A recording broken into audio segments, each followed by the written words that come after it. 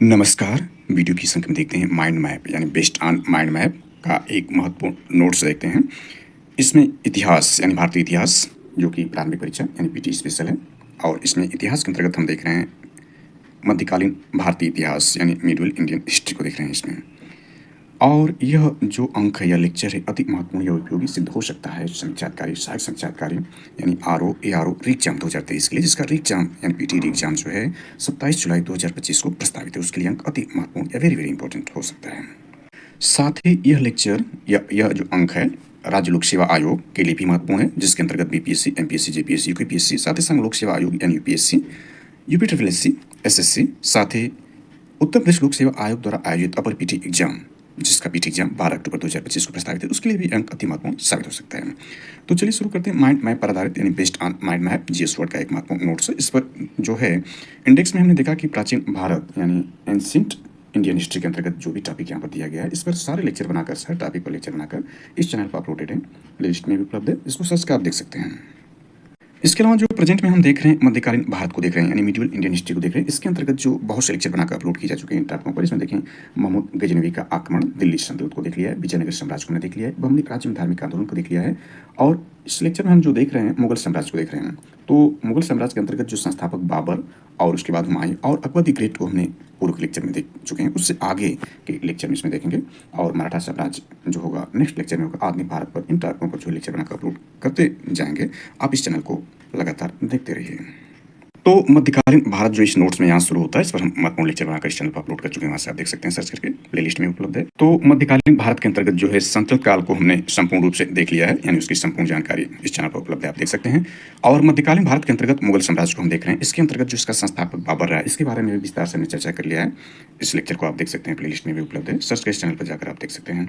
बाबर की बात देखें तो मुगल साम्राज्य के अंतर्गत हुमायूं और शेरशाह सूरी को भी हमने यानी शेरशाह सूरी को भी महत्वपूर्ण रूप से लेक्चर बनाकर इस चैनल पर अपलोड किए हैं, इसको आप सर्च करके देख सकते हैं। इस चैनल पर उपलब्ध है सारी जानकारी, यानी ये सारी जानकारी दी गई। इसके बाद देखें तो इसमें मुगल साम्राज्य के अंतर्गत जो हमने जानकारी दी अकबर द ग्रेट, यानी इसमें देखें सबसे महान मुगल शासक अकबर जो हुआ, और क्रम के हिसाब से तीसरा देखें यानी 6 जो महत्वपूर्ण शासक हुए मुगल काल के दौरान, और उत्तर मुगल काल में कुल मिलाकर 9 मुगल शासक हुए, कुल मिलाकर 15 हुए। उसमें सबसे महान शासक जो है यह अकबर हुआ, यानी इसको अकबर द ग्रेट कहा जाता है। जैसे अशोका द ग्रेट होता है, वैसे ही मध्यकालीन भारत में अकबर द ग्रेट के नाम से इसको जाना जाता है। तो सबसे महान मुगल शासक पर हमने चर्चा कल के लेक्चर में किया, इसमें विस्तार से यानी संपूर्ण रूप से जो है एक ही लेक्चर में समाहित करने का प्रयास किया था अकबर के बारे में। तो सारी जानकारी जो है लेक्चर ग्रुप में उपलब्ध है चैनल पर, आप इसको देख सकते हैं।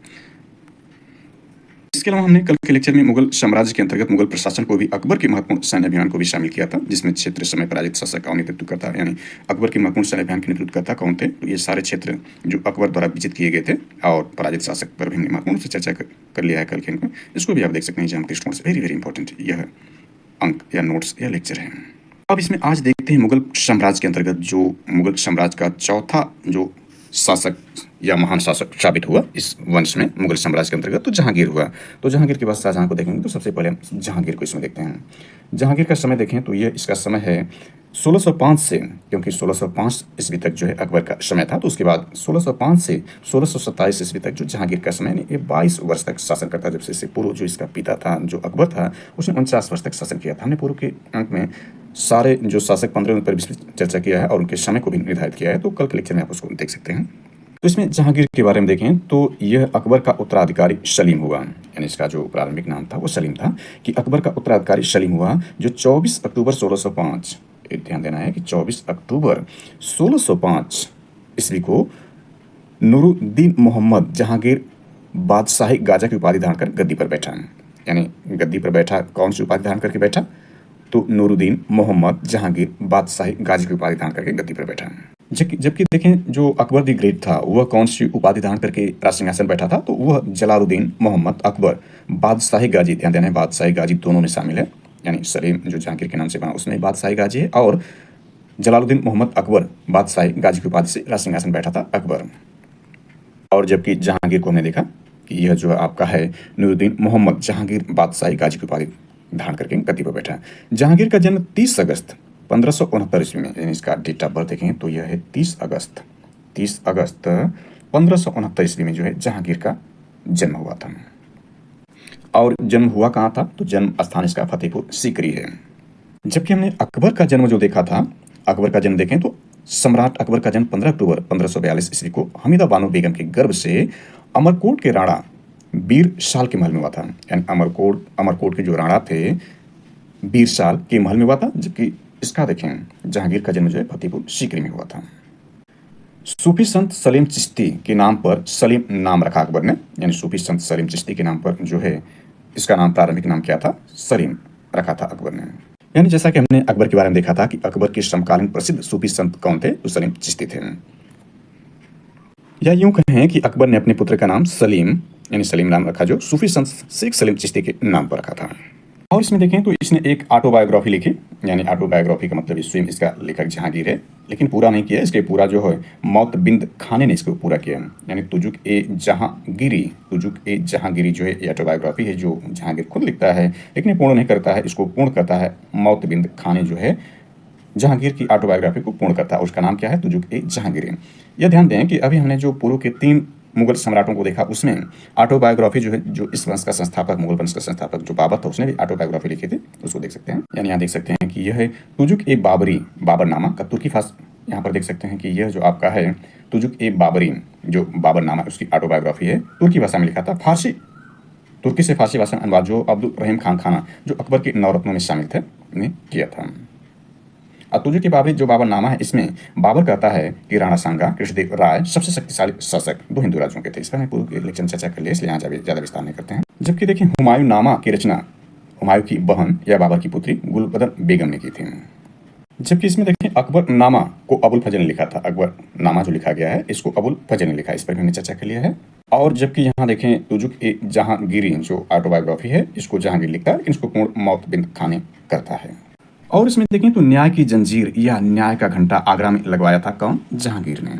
इसके बारे में देखें तो जहांगीर को न्याय की जंजीर के लिए याद किया जाता है। यानी न्याय की जंजीर या न्याय का घंटा जो आगरा में लगवाया जाता है, तो जहांगीर को न्याय की जंजीर के लिए याद किया जाता है। यह जंजीर सोने की बनी थी, जो आगरा के किले के शाह बुर्ज एवं यमुना तट पर स्थित पत्थर के खंभे में लगवाई गई थी। यानी आगरा के किले में लगवाई गई थी, लेकिन आगरा के किले के शाह बुर्ज एवं यमुना तट पर स्थित पत्थर के खंभे पर लगवाई गई थी न्याय की जंजीर या न्याय का घंटा जिसको कहा जाता है। इसके बाद इसमें देखें तो ये इसके पुत्र खुसरो ने 1606 ईस्वी में विद्रोह किया, जो कि भैरावल के युद्ध के नाम से जाना जाता है। यानी इसका जो पुत्र था खुसरो ने 1606 ईस्वी में क्या किया था, विद्रोह किया था। ये गद्दी बैठा 1605 ईस्वी में अकबर की मृत्यु के बाद। 1 साल बाद जो है इसका पुत्र खुसरो जो विद्रोह कर देता है, उस विद्रोह का युद्ध होता है, उसका नाम भैरावल के युद्ध के नाम से जाना जाता है। यानी यूँ कहें कि जहांगीर के सबसे बड़े पुत्र खुसरो ने 1606 ईस्वी में अपने पिता के विरुद्ध विद्रोह कर दिया। विद्रोह किया था, अपने पिता के विरुद्ध विद्रोह कर दिया। खुसरो और जहांगीर की सेना के बीच युद्ध जालंधर के निकट भैरावल, यानी भैरावल जो है कहाँ पर है, जालंधर के निकट, यानी जालंधर जो पंजाब में है, के निकट भैरावल नामक मैदान में हुआ। खुसरो को पकड़कर कैद में डाल दिया गया।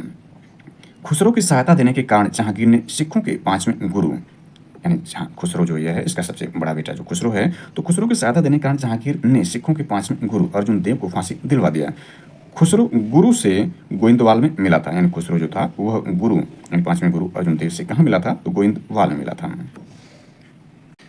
यानी इसमें ध्यान दें, खुसरो की सहायता करने के कारण 5वें सिख गुरु अर्जुन देव को जहांगीर ने मरवा दिया था। पूर्व में हमने देख लिया था सिख धर्म के 10 गुरु के बारे में, थोड़ी सी चर्चा इसको ऐड कर लेते हैं। यहाँ देख सकते हैं कि सिख धर्म जो आपका है, इसके संस्थापक गुरु नानक देव जी हैं। यानी सिख धर्म के संस्थापक सिकंदर लोदी के समय सिख धर्म की स्थापना होती है, और यहाँ देख सकते हैं सारी जानकारी है। और ये गुरु नानक देव जी जो हैं, ये बाबर जो मुगल वंश के संस्थापक ने चर्चा के लिए, बाबर तथा हुमायूं के समकालीन थे। और जो हम यहाँ पर देख रहे हैं वह देखें तो यहाँ गुरु अर्जुन देव जी यहाँ पर हैं, जिनको देखें तो जहांगीर जो है अपने सबसे बड़े पुत्र खुसरो, जो कि 1606 में अपने पिता के विरुद्ध विद्रोह कर देता है, तो खुसरो की सहायता देने के कारण जहांगीर ने सिखों के 5वें गुरु, ये 5वें गुरु हैं, 5वें गुरु अर्जुन देव जी हैं, जिनका समय 1581-1606 ईस्वी होता है। तो गुरु अर्जुन को फांसी दिलवा देता है। खुसरो, ये जो खुसरो है जो सबसे बड़ा लड़का है जहांगीर का, खुसरो गुरु से यानी गुरु अर्जुन देव जी से गोइंदवाल में मिला था। तो यहाँ देख सकते हैं आदि ग्रंथ संकलित इन्होंने किया था, दरबार साहिब की स्थापना किया था, तरन तारण एवं करतारपुर नगर की स्थापना भी इन्होंने किया था। मुगल शासक खुसरो की सहायता करने का सहायता दिए थे, तो कारण इनको जो है जहांगीर ने मरवा दिया था। इसके बाद एक और देखें तो एक आप यहाँ पर यह है कि तेग बहादुर जो कि 9वें गुरु हैं, तेग बहादुर जी के बारे में देखें तो 1664 से 1675 का समय रहा है। तो आनंदपुर साहिब की स्थापना इस्लाम न स्वीकार करने पर औरंगजेब द्वारा मृत्युदंड, यानी इनको भी मृत्युदंड दिया गया था। 10 जो महत्वपूर्ण सिख गुरु हैं उसमें से 2 5वें और 9वें को जो है मुगल शासकों ने मरवा दिया था। इनको जो है जहांगीर ने गुरु अर्जुन देव जी को जो 5वें और 9वें को जो है वह औरंगजेब ने मरवा दिया था। यानी छठवां जो है महत्वपूर्ण जो शासक हुआ था मुगल साम्राज्य में, वह इस्लाम न स्वीकार करने के कारण जो है तेग बहादुर जी को मरवा दिया था। शीशगंज अभी यहाँ गुरुद्वारा है। कहाँ पर मृत्युदंड दिया? शीशगंज में, जहाँ अब गुरुद्वारा बना दिया गया है। और 10वें गुरु को देख सकते हैं, गुरु गोविंद जी हैं। 1675 से 1708 इनका समय रहा है। वेरी वेरी इंपॉर्टेंट है। इस पर हमने पूर्व के लेक्चर में जो है जो संपूर्ण जानकारी जो है वो दी जा चुकी है। आप प्लेलिस्ट में उपलब्ध है जानकारी, आप सर्च कर देख सकते हैं, इस चैनल पर उपलब्ध है। इसमें ध्यान दें कि अन्य पुत्र, एक पुत्र सबसे बड़ा पुत्र तो खुसरो था जो कि विद्रोह किया था, उसको हमने देख लिया और उसकी सहायता करने के कारण गुरु अर्जुन देव को फांसी भी दिलवा दिया था इसने। और देखें तो अन्य पुत्र इसका जो जहांगीर का खुर्रम था, खुर्रम को शाहजहां की उपाधि जहांगीर ने दी थी। कब दी थी, क्यों दी थी, इसको देखें तो अहमदनगर के वजीर मलिक अंबर के विरुद्ध सफलता से खुश होकर जहांगीर ने खुर्रम को शाहजहां की उपाधि दी थी, जो आगे चलकर इसका उत्तराधिकारी बनता है। तो ये नोटेड पॉइंट है कि अहमदनगर के वजीर मलिक अंबर के विरुद्ध सफलता से खुश होकर जहांगीर ने खुर्रम को शाहजहां की उपाधि दी थी। यानी खुर्रम क्या किया था, मलिक अंबर की विरुद्ध सफलता पाया था। मलिक अंबर कौन था? अहमदनगर का वजीर था। जहांगीर के चित्रकार देखें, जैसा कि हम जानते हैं जहांगीर का जो काल वह चित्रकला का स्वर्ण युग है। और जबकि हमने अकबर के समय को देखा था कि हिंदी साहित्य का स्वर्ण काल अकबर के समय का था, और जबकि स्थापत्य कला का स्वर्ण काल जो है वह शाहजहां के काल को कहा जाता है। और संपूर्ण रूप से स्वर्ण काल यदि मुगल काल में देखें तो शाहजहां के काल को ही माना जाता है। तो इसमें देखें ये है कि जहांगीर के चित्रकार कौन थे। वेरी वेरी इंपॉर्टेंट है कि उस्ताद मंसूर, मनोहर, फारूक बेग, अबुल हसन, आगा रजा, बिशन दास, ये जहांगीर के चित्रकार थे। वेरी वेरी इंपॉर्टेंट इनके नाम है। एग्जाम अक्सर पूछ देता है कि ये कौन से चित्रकार जो अकबर के दरबार में रहते थे, तो ये इनके नाम याद कर सकते हैं। जैसा कि अभी हमने देखा कि जो चित्रकला के रूप में देखें तो जो चित्रकला के रूप में जो स्वर्ण काल था वह जहांगीर का समय था। यानी मुगल चित्रकला अपने चरमोत्कर्ष पर जहांगीर के शासन में पहुंची थी। और जहांगीर के दरबार के प्रमुख चित्रकार हमने देख लिया था, आगा राजा, अब्दुल हसन, मोहम्मद नासिर, मोहम्मद मुराद, उस्ताद मंसूर, बिशन दास, मनोहर एन गोवर्धन, फारूक बेग, दौलत इत्यादि थे। जहांगीर ने आगा राजा के नेतृत्व में आगरा में एक चित्रणशाला की स्थापना की थी। यानी ध्यान देना, चित्रणशाला की स्थापना आगरा में किया था, लेकिन किसके नेतृत्व में किया था? तो आगा राजा यह है, इनके नेतृत्व में, यानी लीडरशिप में जो है जहांगीर ने आगरा में क्या बनाया था? चित्रणशाला का निर्माण कराया था, स्थापना कराया था। हमजा नाजा का विषय चित्रकला है, यानी हमजा नामा का विषय क्या है? चित्रकला है। और इसमें देखें तो यह आपका है कि उस्ताद मंसूर यह है, इसको देख सकते हैं, उस्ताद मंसूर, यानी ये उस्ताद मंसूर एवं अबुल हसन ये है, यानी उस्ताद मंसूर और अबुल हसन को जहांगीर ने क्रमशः मतलब उस्ताद मंसूर को इसने कौन सी उपाधि दी थी? उस्ताद मंसूर को इसने उपाधि दी थी नादिर अल उस की उपाधि उस्ताद मंसूर को दी थी। और जबकि अबुल हसन को देखें तो नादिर रुजम्मा की उपाधि प्रदान की थी। इसने संस्कृत के कवि जगन्नाथ को पंडित राज की उपाधि दी थी। यानी संस्कृत के एक कवि थे जगन्नाथ जी, इनको पंडित राज की उपाधि दी थी जहांगीर ने। इसमें ध्यान दें कि जहांगीर ने अपनी आत्मकथा हमने देखा, इसकी आत्मकथा जो थी यह तुजुक ए जहांगीरी थे। तुजुक ए जहांगीरी जो उसकी आत्मकथा, उस आत्मकथा में लिखा है कि कोई भी चित्र, चाहे वो किसी मृत व्यक्ति या जीवित व्यक्ति द्वारा बनाया गया हो, मैं देखते ही तुरंत बता सकता हूँ कि वह किस चित्रकार की कृति है। यदि किसी चेहरे पर आंख किसी एक चित्रकार ने भावें किसी और ने बनाई हो तो भी यह जान लेता हूँ कि आंख किसने बनाई और भावें किसने बनाए थे। यानी चित्रकला का बहुत बड़ा पार्क ही अपने आप को यह कह रहा है तुजुक ए जहांगीरी में, यानी अपनी ऑटोबायोग्राफी में जहांगीर कह रहा है।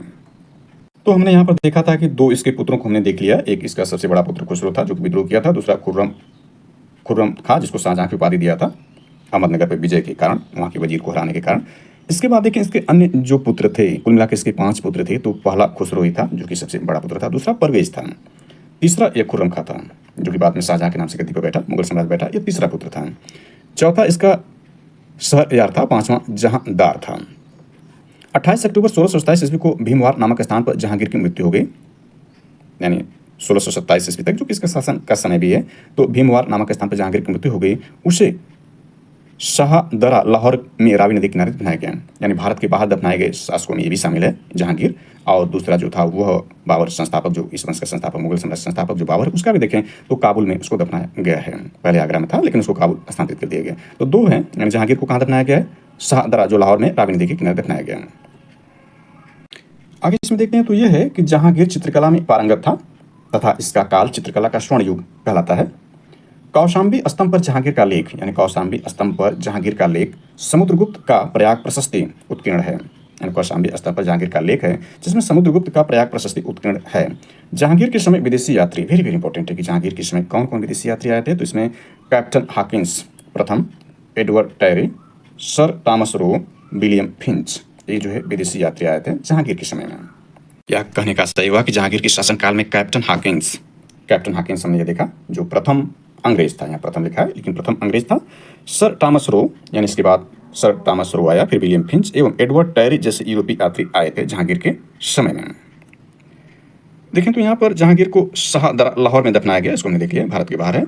जन कल्याण हेतु 12 आदेश, यानी जन कल्याण हेतु इसने 12 आदेश दिए जिसमें शराब बिक्री बंद करवाया, गुरुवार एवं रविवार को पशु हत्या पर रोक लगा दी, यानी गुरुवार एवं रविवार को पशु हत्या पर रोक लगा दी, एम्मा नामक भूमि प्रमाणीकर आदि, यानी एम्मा नामक भूमि प्रमाणीकर आदि जो है यह जन कल्याण हेतु 12 आदेश दिए। इसके बाद देखें तो 1613 ईस्वी में अंग्रेजों को सूरत में फैक्ट्री लगाने की अनुमति जो है जहांगीर ने ही दिया था। इसमें थोड़ी जानकारी ऐड करें तो इसमें देख सकते हैं कि इत्माद उद दौला का मकबरा 1626 ईस्वी, ध्यान देना है कि ये जो मकबरा है, मकबरे का नाम क्या है, इत्माद उद दौला का मकबरा 1626 ईस्वी में नूरजहां बेगम ने बनवाया था। मुगल कानी वास्तुकला के अंतर्गत निर्मित यह प्रथम ऐसी इमारत है जो पूर्ण रूप से बेदाग सफेद संगमरमर से निर्मित है। सर्वप्रथम इस इमारत में पितरा दुरा नामक जड़ाऊ काम किया गया था, यानी इस इमारत का मतलब इत्माद उद दौला का मकबरा जिसको नूरजहां बेगम ने बनवाया था, इसी में सर्वप्रथम पितरा दुरा नामक जड़ाऊ काम किया गया था।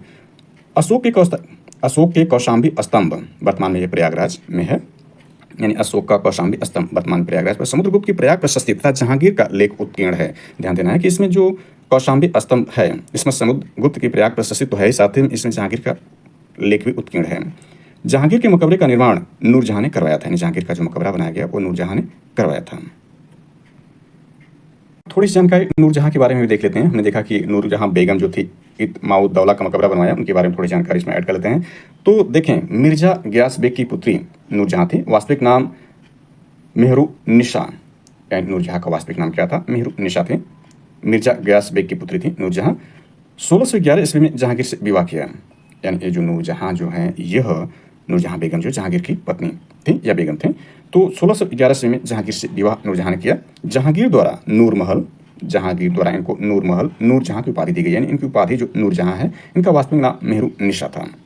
नूरजहां की माँ अस्मत बेगम ने, यानी नूरजहां की जो माँ थी अस्मत बेगम ने गुलाब से इत्र निकालने की विधि खोजी। गुलाब से इत्र खोजने की विधि किसने खोजी, तो वह इन्हीं नूरजहां की माँ अस्मत बेगम ने खोजी।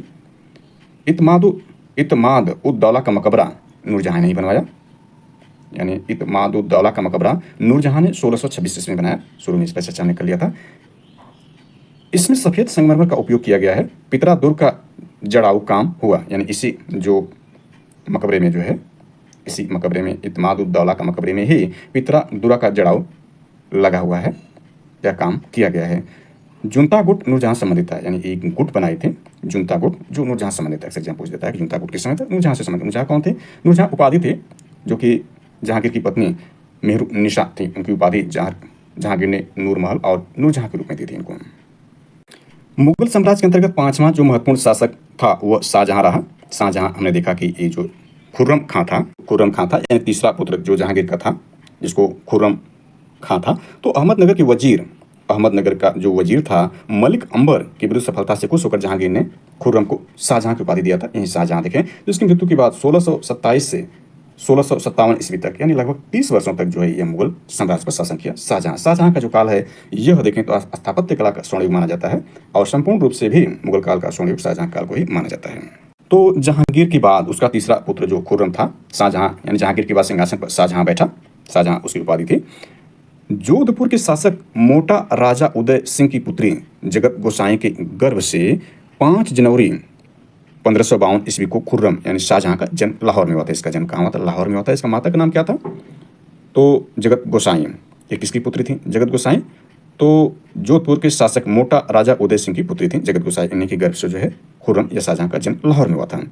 1612 ईस्वी में खुर्रम का विवाह आशफ खां की पुत्री अर्जू मंद बानो बेगम से हुआ था, जिससे शाहजहां ने मलिका ए जमानी की उपाधि प्रदान की थी। 7 जून 1631 ईस्वी में प्रसव पीड़ा का उनकी मृत्यु हो गई थी। तो इसके नोट्स के अंतर्गत देखें तो शाहजहां के बारे में देखें तो इनका माता का नाम हमने देखा कि जगत गोसाई था। इसका अन्य नाम खुर्रम का था, यानी प्रारंभिक नाम इसका खुर्रम था, और इसकी उपाधि शाहजहां थे, जो उसके पिता ने इसको दिया था।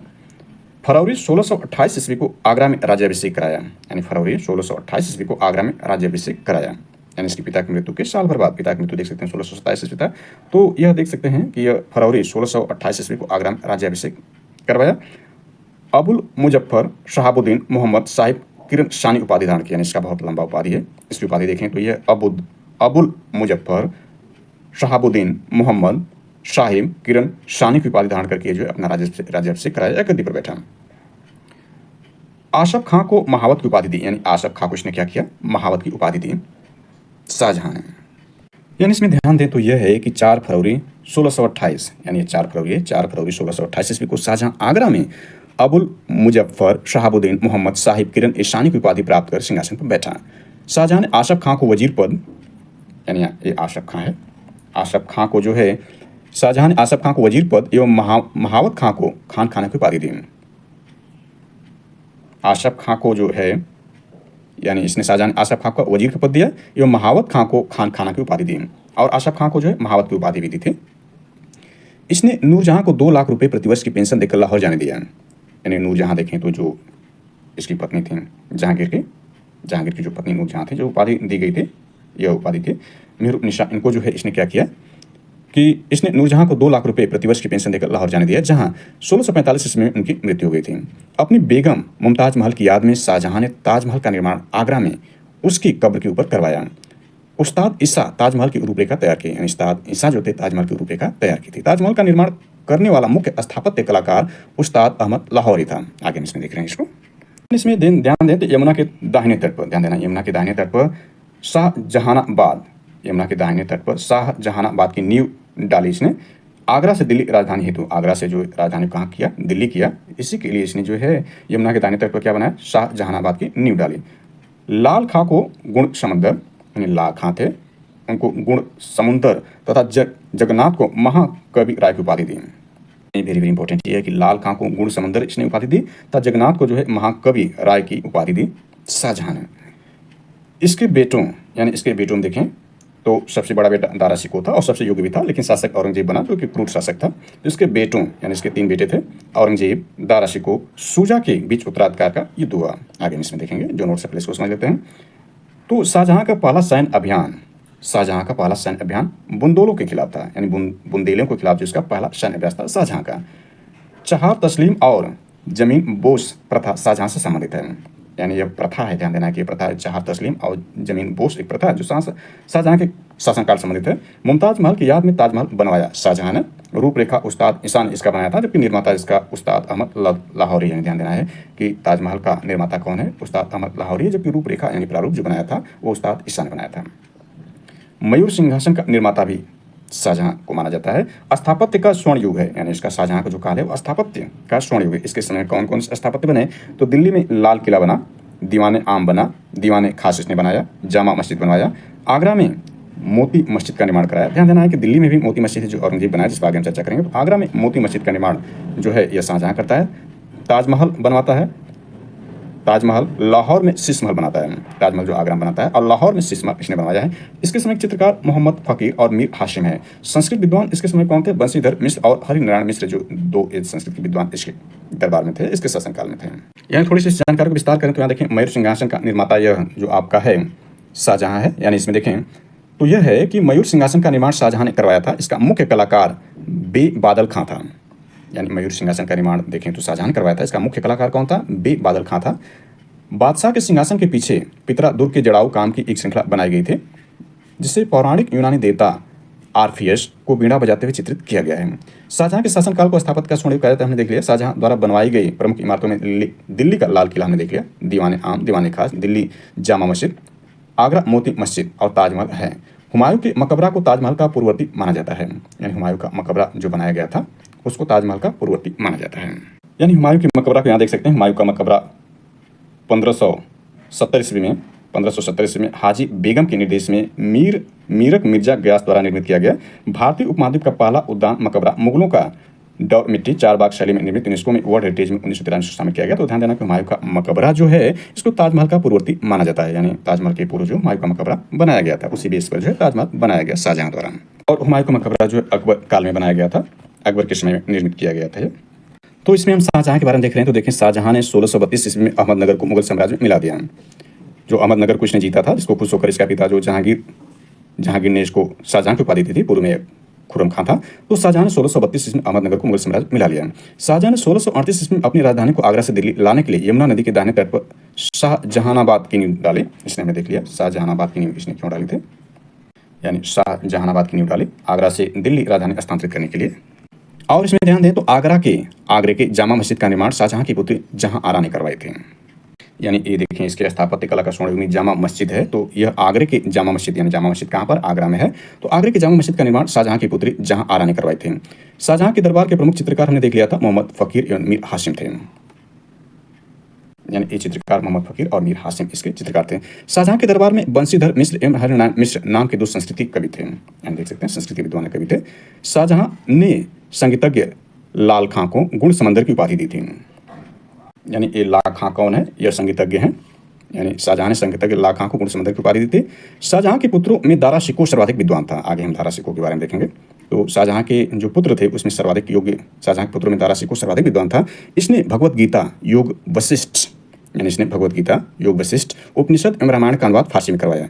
इसने सर ए अकबर महान रहस्य, वेरी वेरी इंपॉर्टेंट है कि जो यह दारा शिकोह है, इसने क्या किया, सर ए अकबर महान रहस्य नाम से उपनिषदों का अनुवाद करवाया था। आगे हम देखेंगे दारा शिकोह के बारे में। तो इसने सर ए अकबर यानी महान रहस्य नाम से उपनिषदों का अनुवाद किसने कराया, दारा शिकोह कराया। दारा शिकोह कादरी सिलसिले के मुल्ला शाह बख्शी का शिष्य था। यानी दारा शिकोह किसका शिष्य था, तो कादरी सिलसिले का मुल्ला शाह बख्शी का शिष्य था।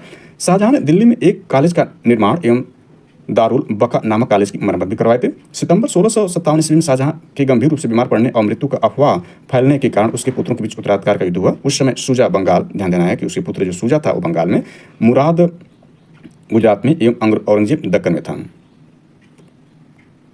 आगे इसमें देखें तो 15 अप्रैल जो इनके बेटों में देखें तो औरंगजेब, दारा शिकोह और शुजा जो रहे, तो 15 अप्रैल 1658 यानी 15 अप्रैल 1658 ईस्वी में दारा एवं औरंगजेब के बीच, यानी ये दारा शिकोह और औरंगजेब के बीच धर्मट का युद्ध हुआ। इस युद्ध में दारा की पराजय हुई। यानी पहला युद्ध देखें धर्मट का युद्ध होता है और उत्तराधिकार के युद्ध के लिए। यानी इसमें देखें सितंबर 1657 शाहजहां गंभीर रूप से बीमार पड़ने के कारण उसकी मृत्यु को अफवाह फैलने के कारण इसमें उत्तराधिकार का युद्ध होता है। तो पहला जो उत्तराधिकार के युद्ध में पहले धर्मट का युद्ध होता है जो कि दारा शिकोह और औरंगजेब के बीच में होता है। इसमें दारा की पराजय होती है।